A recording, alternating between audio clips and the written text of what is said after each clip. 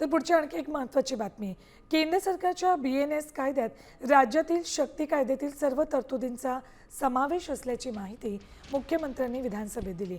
ज्या 2 तरतुदींचा समावेश नाही त्या पुन्हा केंद्राकडे पाठवणार असंही त्यांनी सांगितलंय.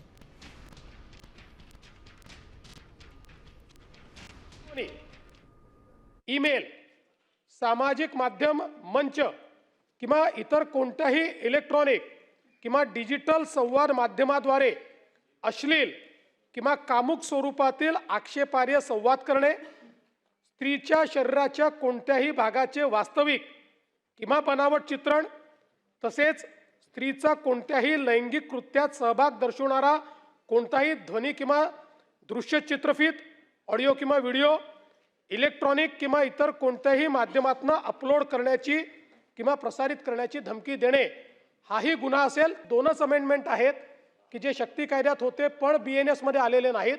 म्हणून ह्या 2 अमेंडमेंटला स्टेट अमेंडमेंट म्हणून आपण पुन्हा त्या ठिकाणी केंद्र सरकारकडे पाठवतो.